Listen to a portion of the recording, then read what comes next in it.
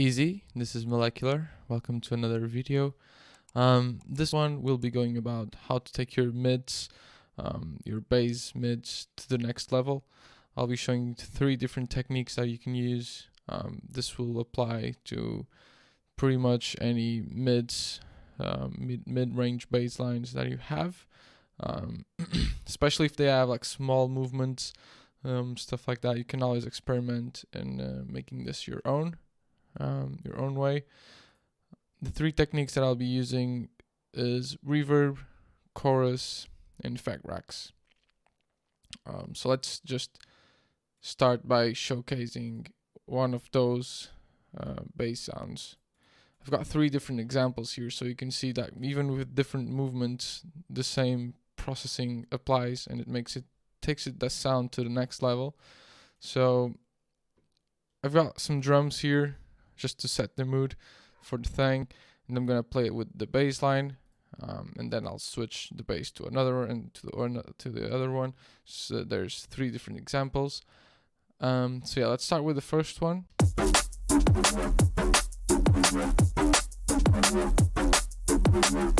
To another one.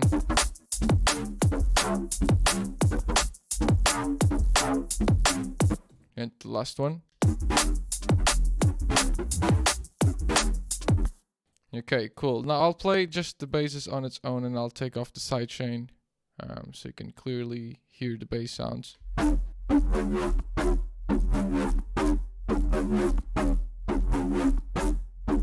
This is the effect rack that I'll be showing you how you can use it yourself. So I'll be taking out the effect rack, I'll be taking out the chorus on the send, and I'll be taking out the reverb on the send as well.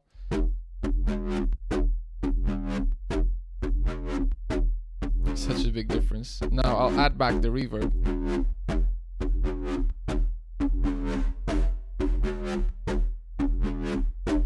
I'll add the chorus now.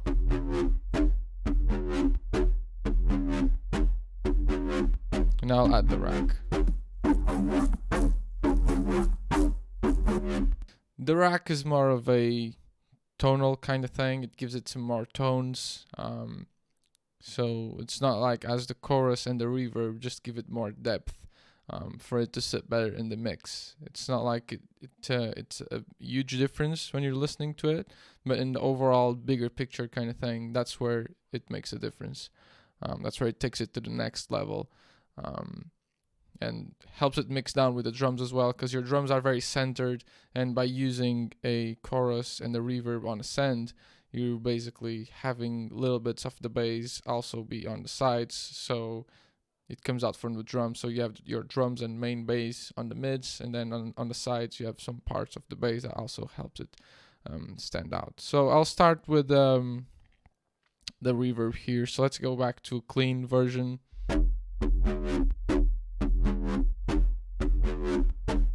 The mids, they sound good on their own. The idea is just to have a reverb sound on a send. So I'm sending a little bit of the sound. You can send everything and then just control on the fader here, but since I'm using this send also for other sounds, I will control it here. I will send a loud signal there, but I won't send the maximum value, so I can still mix it a little bit. And if I want to have other mid sounds, and some of them I want more obvious on the reverb, then I will have more of it instead of having to use loads of different reverb sends. And the reason why I'm using the reverb here and not on the bass, first of all, I don't want to mess around with dry wet. I just want to have like a full wet version. And then you can ask, well, why don't you use it in a rack or keep a clean version and a dry version? Well, it's because I want to send other stuff there, other mids there. And when they all get reverbed together, or just processed together in general, it kind of glues the sound a little bit. So that's the idea there. And that's the same logic for the chorus. So yeah, this is how the Reverb Send sounds like.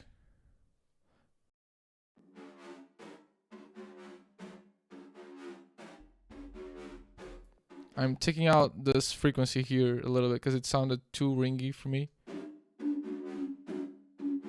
And really muddy. So yeah, I'm just using a Valhalla vintage verb on plate mode, very short, no pre-delay, no attack, a small size, that's basically it. Just make it a very wide and open reverb. There's no high cuts or anything. You can give some emphasis to the mid area depending on the track that you're working with for this. For this one, I just give it a little boost here at 170 and a big cut at 280 because it's around that 300 area, which is very, very muddy. So that's the Reverb Send. There's nothing really crazy about it. Just having reverb on the send. Sometimes I will have a longer reverb just to create a nice little reverb bed for the track, something like 4 or 5 seconds long, but much lower in volume. This is much more obvious. Yeah. Then for the chorus, also the chorus here.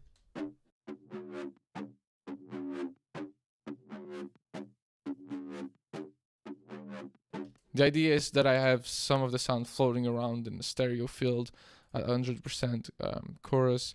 I'm using the Tal chorus. It's a free chorus by Tal. It's an emulation of one of the Juno synths. They add a little chorus on them, and this is the emulation of that. If you want to go extreme, you can have both of them turned on. If not, just have one of them and choose which one you like the most. Stereo width, I'm using full stereo width. Then you can increase the volume, stuff like that. You can take this to the next level by using stuff like tape saturation or just little bits of saturation between the chorus and the EQ, so that when you saturate, you take out the lows from what you're saturating. It also helps that chorus to get a little bit of grit. I don't always use it, just depends on the track. This is just a showcase project, so at this point I didn't feel the need to do it, but probably later in the mix, if I'm having like loads of other elements playing, maybe the saturator after the chorus is a good shout, just to open that stereo even more. Yeah. And then the last little bit is the effect rack. So having everything else, now we just need the effect rack.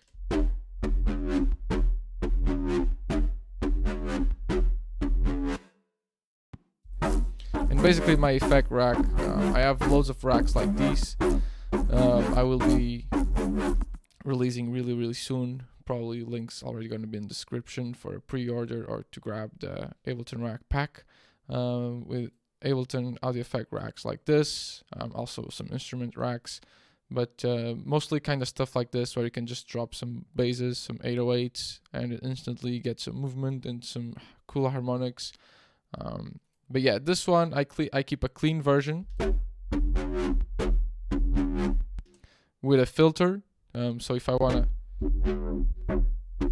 do movements for progression and stuff like that, the filter's already there, so I can mess around with it.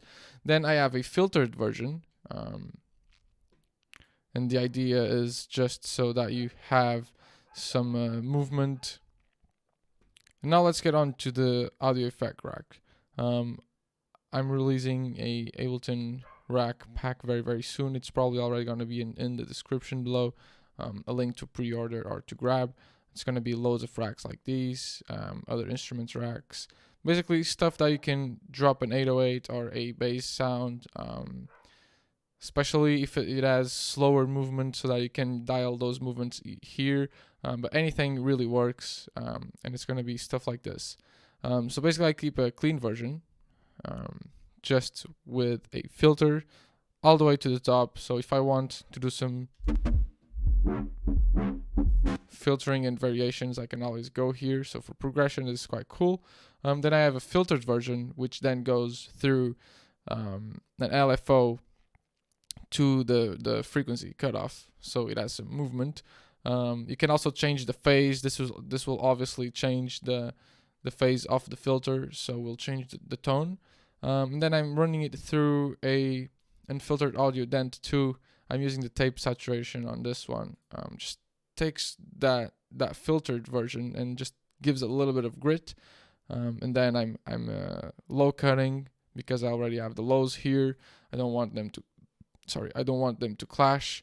And then I'm doing some chorus as well. So basically the filtered version sounds like this.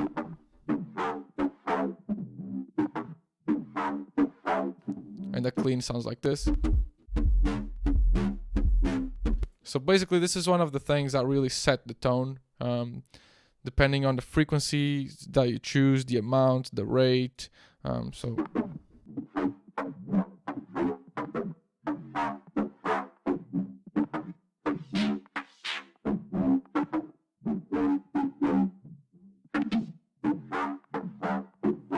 And the type of distortion that I run it through after. This one is just amazing. And then the chorus opens it up.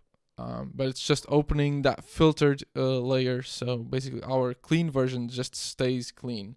And then I have a noise version. So basically this is a rack that I like to drop on my bass sounds when I think that they need some air or some noise on top.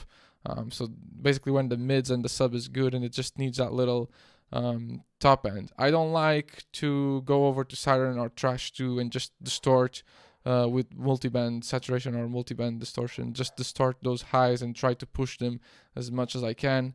I like to, for example, generate them with an erosion and then run it through a vocoder on a noise carrier and just focus on those high frequencies. And then I can use something like air windows to maybe increase the air a little bit, or use like a more analog kind of based EQ that will be good at generating air, for example, like the mag on the air band. And then I'm distorting all of this. So basically I'm distorting the bass sound with all of this noise on top, and then I'm high cutting. So basically if I go by steps,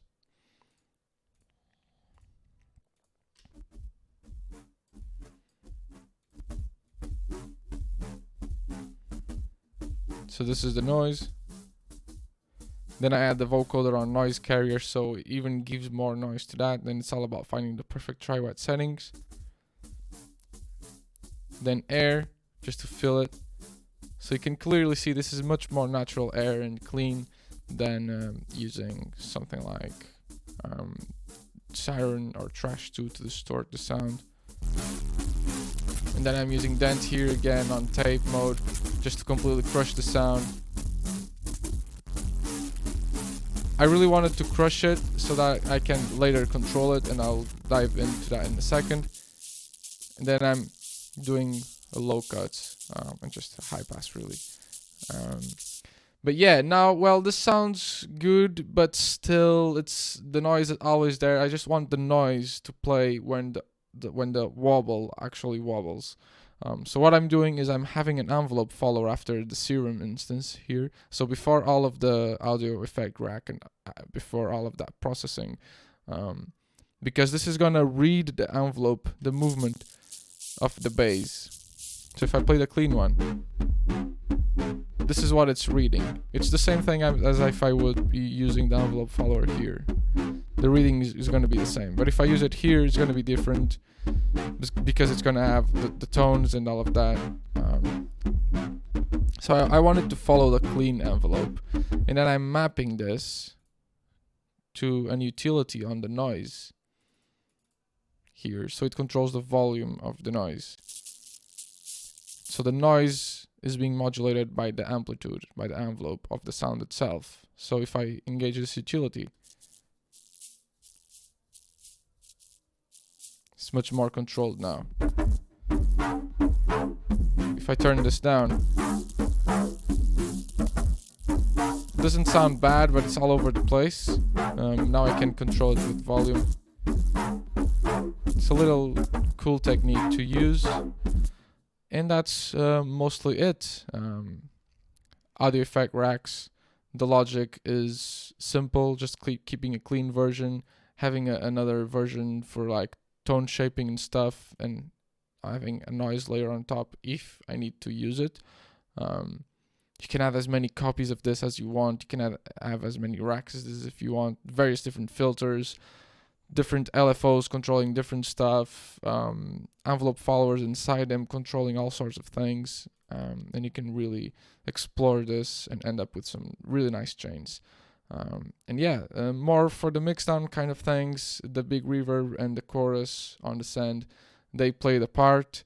This is more as a tone shaping kind of thing, whereas the reverb on the Send and the chorus on the Send are more like a mixdown and thinking more of the bigger picture in the end. But yeah, that was 3 techniques to take your mid basses to the next level. This was Molecular, and I'll see you on the next one.